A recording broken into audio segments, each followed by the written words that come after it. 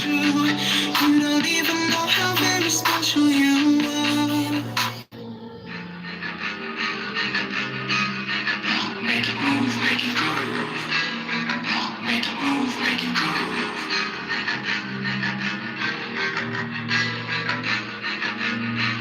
Make it move, make it groove.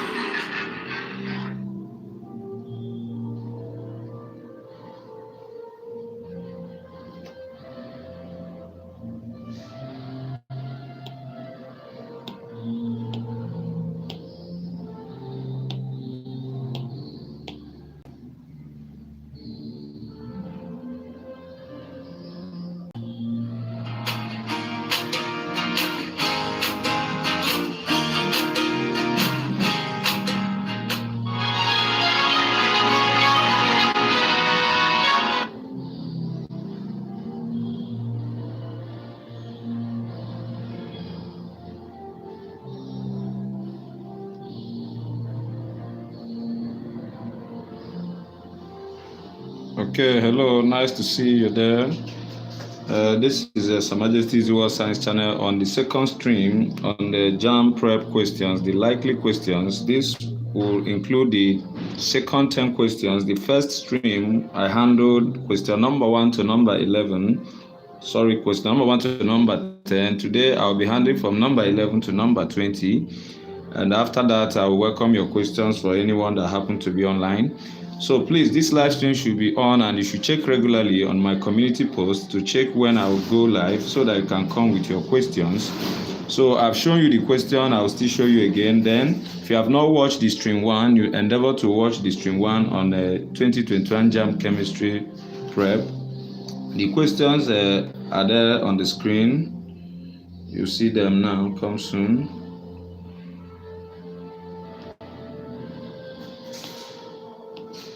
True. You don't even know how very special you are. Make it move, make it groove. Make it move, make it groove.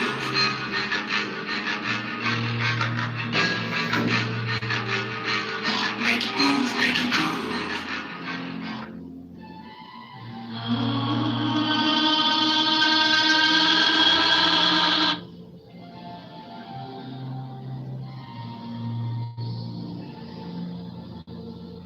Okay, now let's attend to the questions.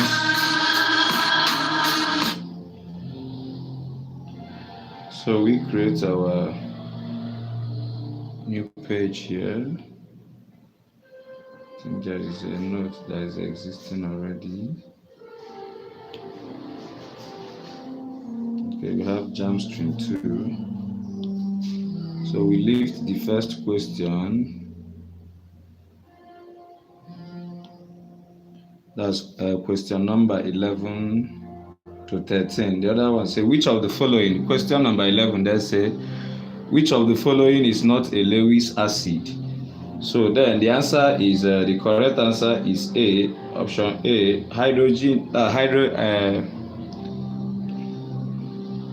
option A is not a Lewis acid. That is a hydride ion. Actually, that's H minus, is not a Lewis acid, sorry. Then option B, C, and D are all Lewis acids. Remember, by definition, Lewis acid-based theory, we should know that according to them, Lewis defined acid as electron, a pair of electron acceptors. They accept a pair of electron, while bases donate a pair of electron.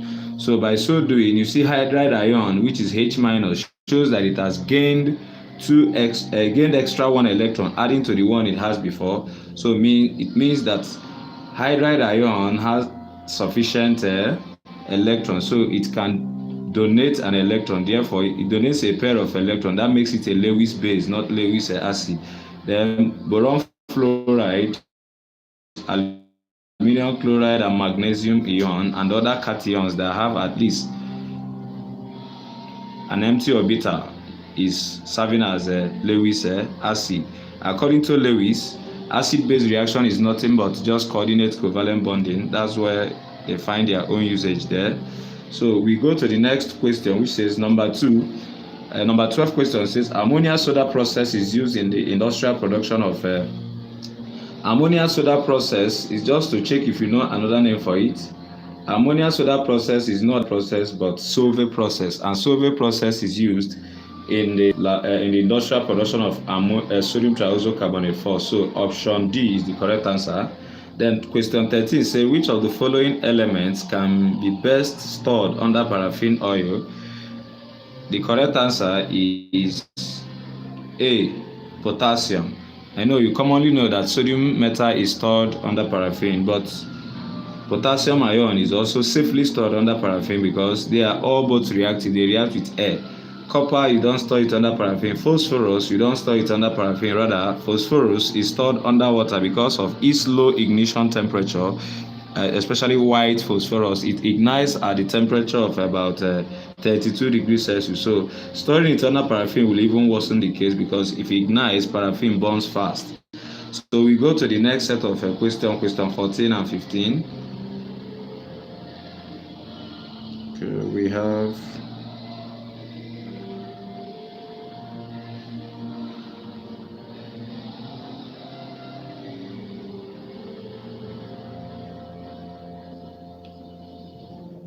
okay, it's not for coming. Let's play the video again and see question 14 and 15.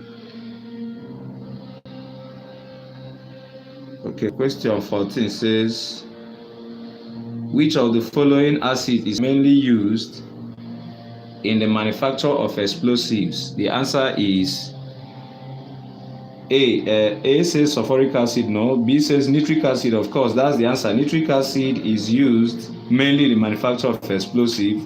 Most explosives are produced based on the reaction with HNO3, TNT, picric acid, you name them. Even the so-called nitroglycerin is produced by nitrating glycerol. That's the thing used in the nitration process is nitric acid. Though sulfuric acid is required, but the one that is mainly used is option B, which is nitric acid. That's HNO3. Then question 15 is a calculation which says that 2.68 grams of hydrated sodium 2.68 grams of hydrated sodium sulfate gave 1.42 grams of the anhydrous salt. Calculate the molar mass of the hydrated salt. So you should know that the mass of hydrated is 2.68, then the mass of anhydrous is 1.42. So we go to our solving board and calculate. So coming here,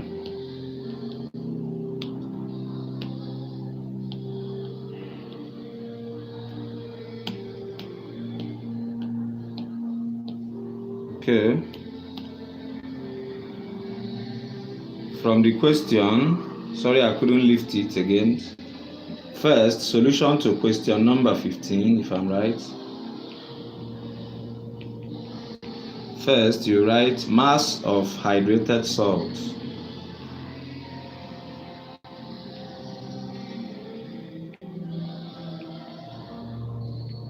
equal to 2.68 grams. Then mass of anhydrous salt is 1.42 grams. So taking a look at that, to get the mass of water, remember this is both the salt and water, 2.68. On heating it, anhydrous means without water of crystallization, it means that water has been driven out. So mass of water alone is equal to 2.68 minus 1.42. So from the calculator department, we have to make it accurate. 2.68 minus 1.42 is exactly 1.26 grams. That's the mass of water, and the salt in question here, the salt is Na2SO4. So we now assume that the hydrated form is .xH2O. We don't know what X is. So we first find the molar mass of sodium tetraoxosulfate, and that shows that in brackets, remember that molar mass of sodium alone is 23. So you have that 23 times 2 plus 32, sulfur is 32, plus 16 times 4, oxygen is 16. So what do we have? We have that 46 plus 32 plus 64 will give us 46 plus 32 plus 64. This will give us 142 grams. Then remember that hydrogen is 1 and oxygen is 16. So molar mass of water is equal to 1 times 2 plus 16 times 1. And that gives us 18. So going by this, it shows that we make another new fact here. Consider this, that 18x, because H2O is now 18, x is unknown, over, that's mass of water all over mass of anhydrous.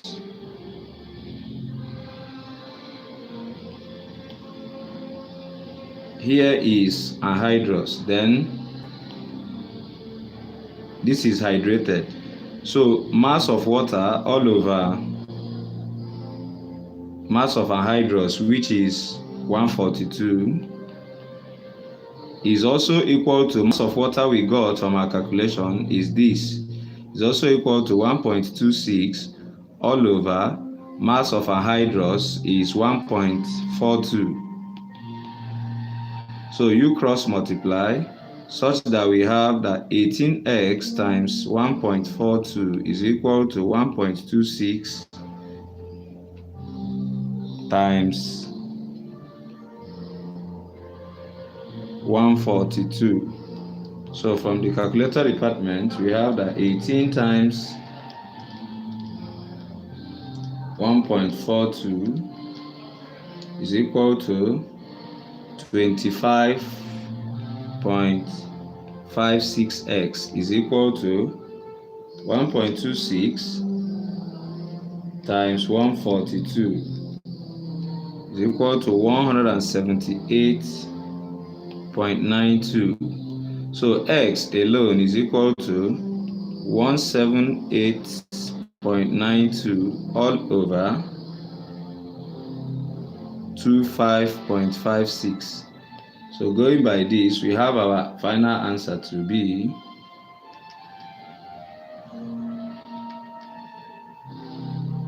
we have 7. So x is 7. This shows that here, this is our x. We have gotten what x is.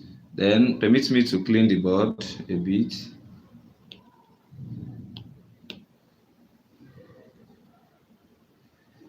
So this shows that x is nothing but 7. So the formula for 1 mole should now be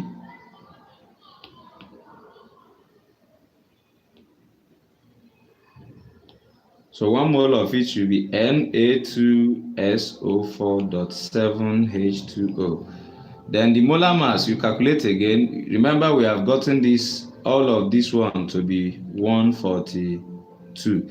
Then we have gotten all of this to be 18. So you just say 7 times 18. You add everything. So 7 times 18 is 126. So we have a total of 142 plus 126. And this will give us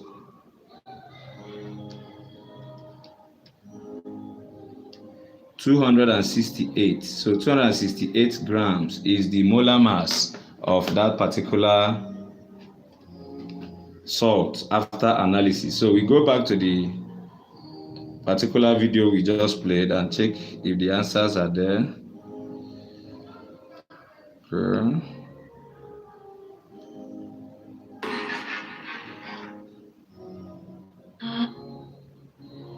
Okay, the option B is the correct answer there. So option B is the molar mass 268 from our solving.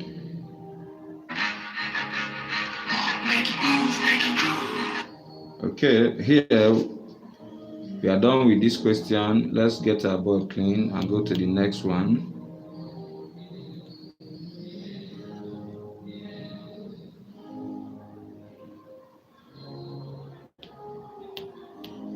So question 16 and 17 is number 16 is also a calculation which says if 5.4 grams of aluminium was discharged after 1 hour, 15 minutes of electrolyzing a molten aluminium compound, calculate the current consumed in amperes. So solution to this, let's shift this a bit.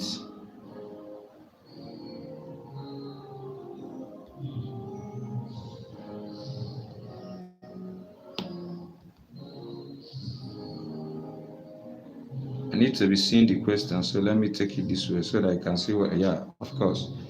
Then they are talking about aluminium. First, you write the half cell equation.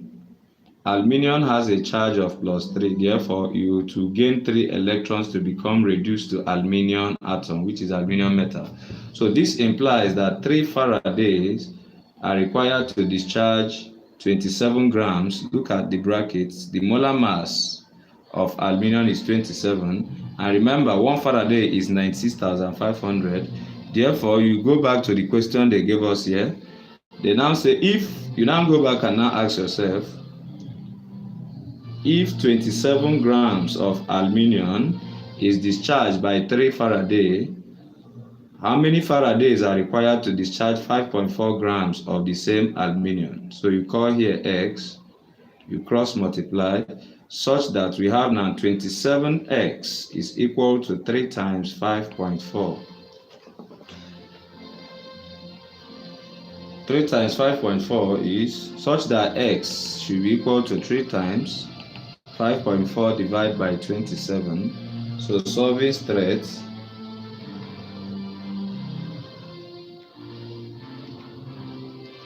so our answer is 0.6 Faraday. So it requires actually 0.6 Faraday of electricity. And remember that 1 Faraday is 1 F is equal to 96,500. So what will 0.6 F give us?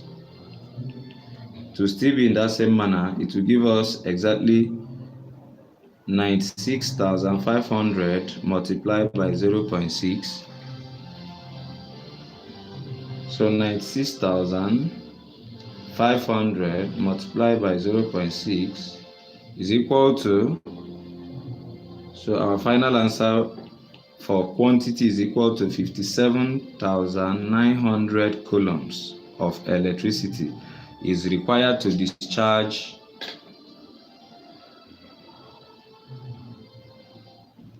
5.4 grams of aluminium.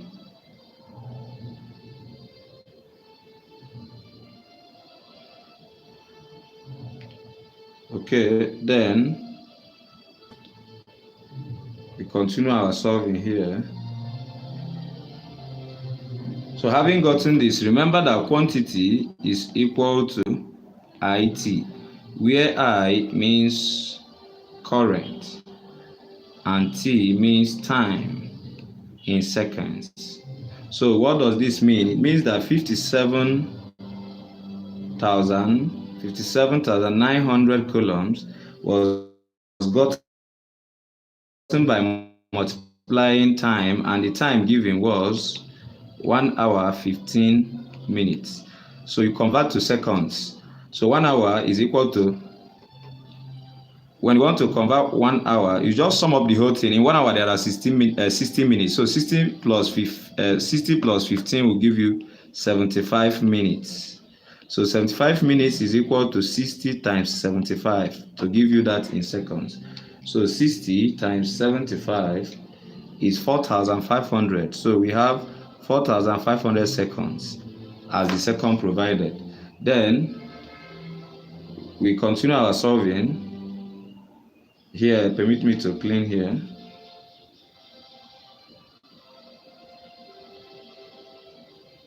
So this means that we go back to our Q equals IT. Remember our Q is 57,000 now, which means 57,900 is equal to 4,500 times I, which is current, such that I is now equal to 57,900 divided by 4,500, so that our answer will be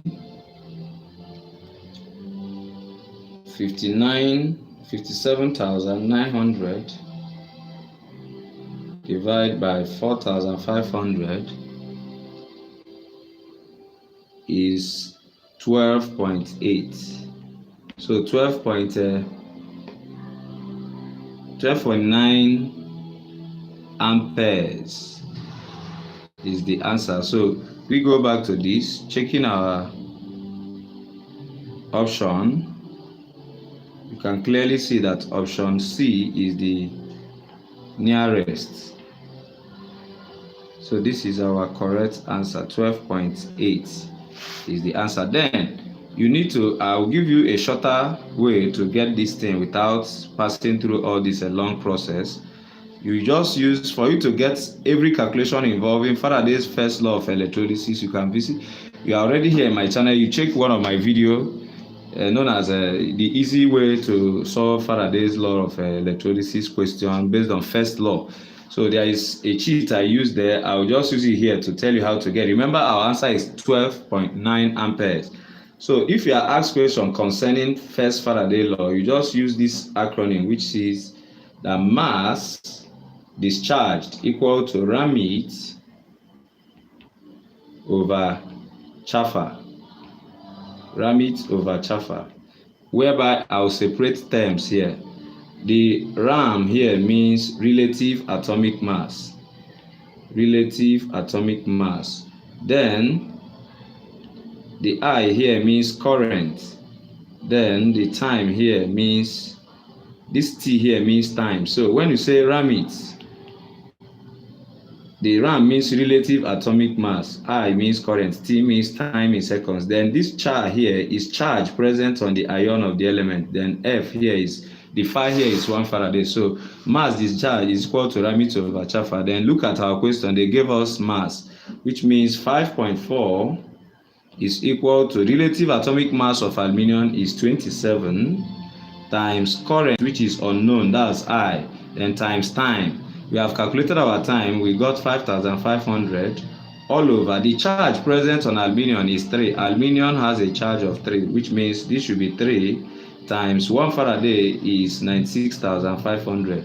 Then by so doing, you cross multiply such that 27 times I times 4,500 is equal to 5.4 times 3 times 96,500.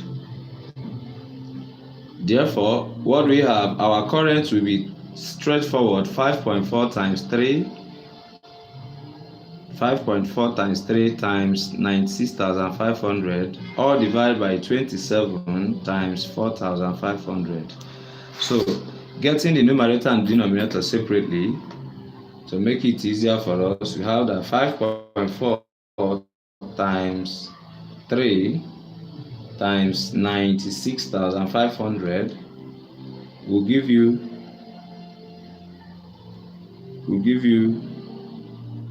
1563300. Then divide by 27 times 4,500 will give you 121,500. So dividing these two, let's see what we will get. 1563300 divided by 121,500 is automatically 12.86, which is still 12.9 on approximation. Final answer. So you see how the cheat works. This one is faster than using the long process. Just use Ramit over Chaffer. Mass discharge equal to Ramit over Chaffer. So with this particular cheat, you can even solve for charge present on the ion. So your job is just to make it subject to the formula. This was my own formula. I coined it to help you out in calculations. So we are done with question number 16. So we go to question 17. Question number 17. We drag this here. 17 says, what is the oxidation number of manganese in K2MnO4? A simple procedure, you solve it the way you're supposed to solve it. And in that aspect, what do we have? Let's minimize this.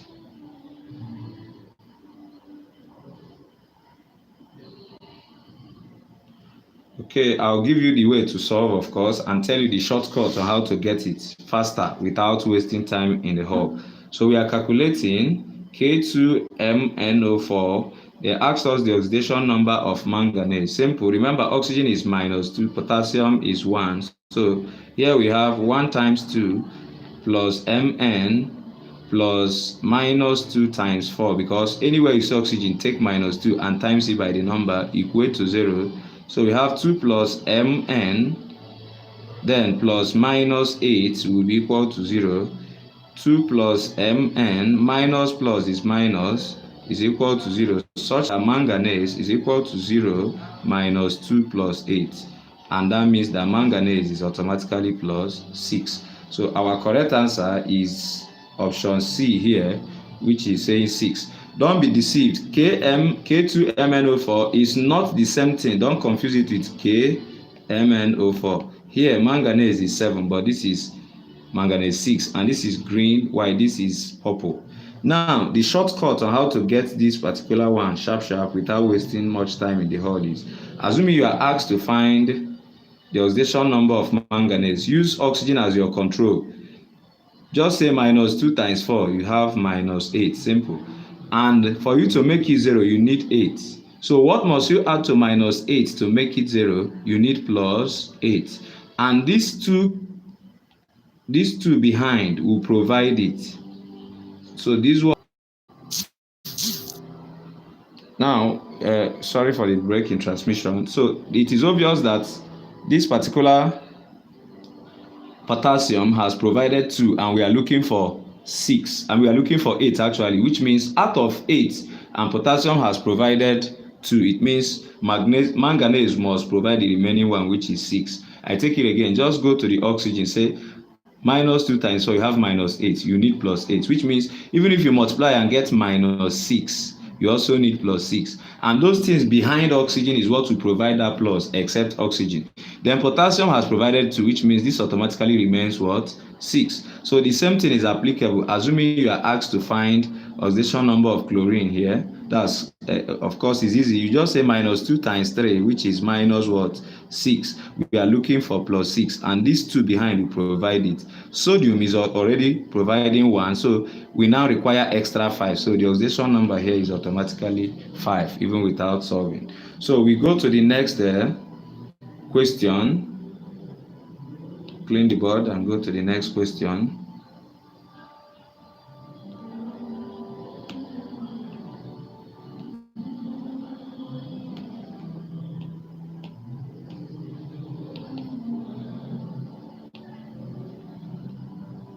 So we are taking a look at question 18 and 19. So question 18 says 5,600 cm3 of a gas was collected at STP. Calculate the number of gas particles present. So by this, you are just told to calculate particles. This is stoichiometry, and this is where students find it difficult. Please watch my video here on easy way to, that's stoichiometry made easy, of course, easy way to understand your calculations concerning stoichiometry. So I need to minimize this and solve. Please, if you are faced with stoichiometry question, first bear in mind that mole is in control, and that mole means 1, and this mole connects particle 6.02 times 10 raised to the power 23. The same mole connects molar mass. The same mole connects volume, GMV, at STP, which is 22.4 dm3. The same mole also connects Faraday, which is 96,500 coulombs for electrons. Then this is for gas molar volume, meaning gas molar volume is the volume occupied by 1 mole of a gas at STP. So by so doing, if they ask you a question on stoichiometry, your job is to ask yourself, are they relating particle and mass? Are they relating particle and volume and mole? Let me just give you the points that are possible to be related. You can relate mole to particle. You can equally relate particle to volume. So when they ask you question, check the two species they are relating. Are they moving from mole to particle, mole to volume, mole to mass, mass to mole? They can move. The direction is anywhere. It is accepted. It can be this way or the other way also. So if they are giving you volume and particle, you relate 22.4 with 6.02. Then if they gave you mass and then particle, you relate the molar mass of that compound with this. If they gave you mass and give you volume, you relate molar mass of that and this. So just discover. Let's see this question now. Here they said cm cube, that's volume. So they are relating volume, and now they ask us particles. Calculate the number of gas particles present. So we are working with volume and particles. So this arrow will stand. So I'll isolate 22.4 and 6.02 because the question have a volume and the one they are calculating for is particles. So how do you know related species? The one given and the one calculated for. So we clean the board and continue. It is obvious that we are now relating 6.02 times 10 raised to the power 23 and 22.4 dm cube because that's the standard here. So we have that 22.4 dm cube will contain Avogadro's number, which is 6.02 times 10 raised to the power 23. Then, did they give us volume or this? They are asking for a particle. They gave us volume here. But be careful, look at the volume they gave is in cm cube, not in dm cube. This volume here is in cm cube, which means you don't work in dm cube and cm cube at the same time. You either convert to cm cube or you convert all to dm cube. Here, let me convert all to dm cube. So first, I will have to lift my 5,600 cm cube and convert it to dm cube. Simple. To convert cm cube to dm cube, we divide by 1,000. So we have 5,000 divided by 1,000. So this will automatically give you 5.6 dm cube. Then I go back to my relation, which says 22.4 dm cube will contain 6.02 times 10 raised to the power 23. 5.6 will contain x.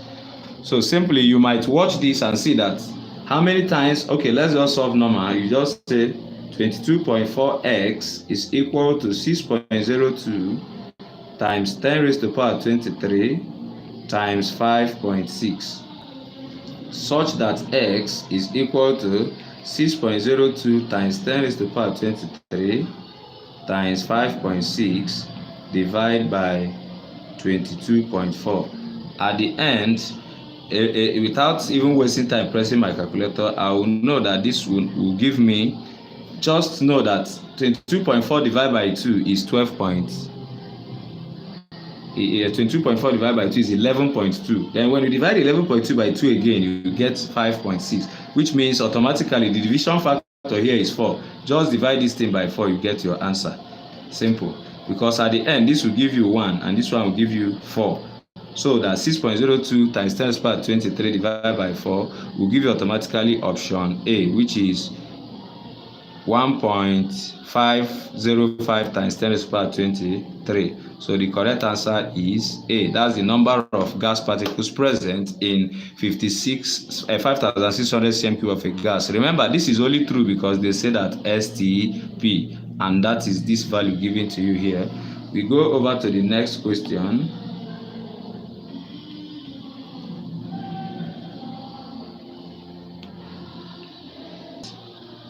Two solids, X and Y, were both yellow on strong heating, but on cooling, Y turned white and X remained yellow. Which of the following deductions is correct? Please, you just know that we are looking at two oxides here. Lead 2 oxide is yellow when hot and also when cold, but zinc oxide is white when cold and yellow when hot. So they said both were yellow on heating. Fine, both zinc oxide and lead 2 oxide will be yellow on heating, but on cooling, lead 2 oxide will remain yellow and zinc oxide will change back to white. So the correct answer is B. Y is can be correctly placed as Y is likely zinc oxide because Y is the one that turned white on cooling, and that should be the character of zinc oxide. X is likely a lead. Of course, X is not lead at all. Lead metal is not yellow when hot and cold. Lead metal is a bit, I don't know, amber colored or reddish brown, taking the color of this particular thing here. It's not all that silver white. So that's it. Just know that lead 2 oxide is yellow when hot and also when cold. On strong heating, some of them might even turn reddish from practical experience. But zinc oxide remains white when it's cold, but when it's hot, it becomes yellow. Okay. The last question for the live stream, and we call it a day.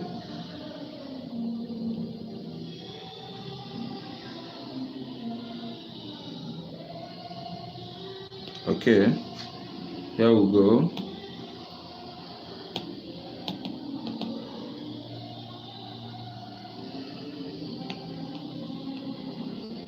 They say a girl mistakenly poured about 20 cmp of distilled water into a titration mixture before endpoint. This will automatically remember that water is not what is neutralized. During titration, acid-base titration, what is actually neutralized is the acid molecules and the base molecules, not water.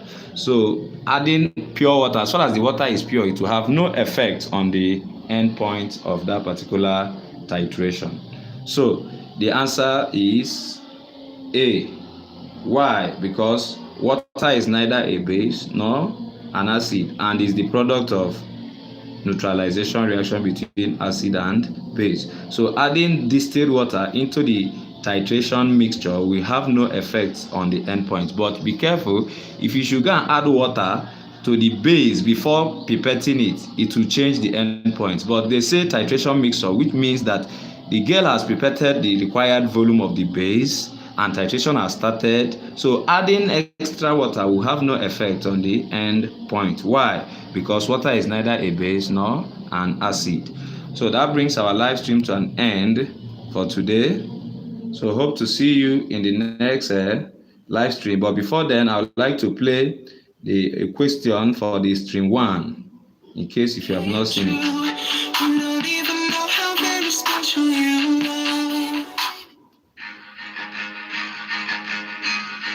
Make it move, make it groove. Make it move, make it groove.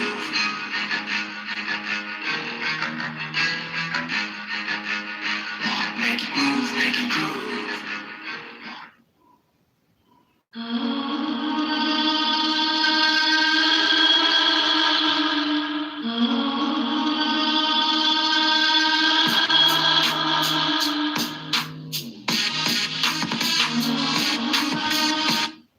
So these questions has been answered in my stream 1. So join them all to help you. Came true. You don't even know how very special you are. Hi guys. My name is Shemika Arizi and I'm a second year medical student. My name is Sushma Tripathi and I'm a first year medical student. We're here today to ask you to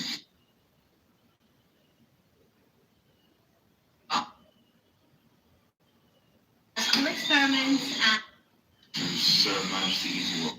Ask you to please subscribe to Sir Majesty Easy World. it has some experiments and it makes science fun. So subscribe. Please.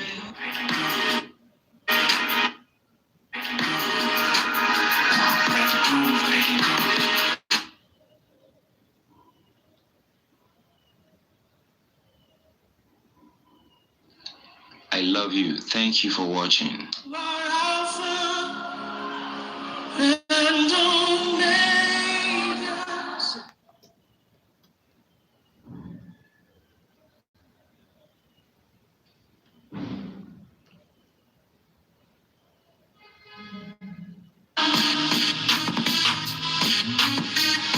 So thank you. See you in the next episode, JAMB Chem 2021, likely question stream 3. There, I'll handle question 21 to 30. Make sure you make yourself available. It will happen same time by next week, Wednesday. So by 2:30 p.m. Nigerian time, that is GMT +1, the live stream will start. And remember to come with your questions. So happy to know that you're there. God bless you.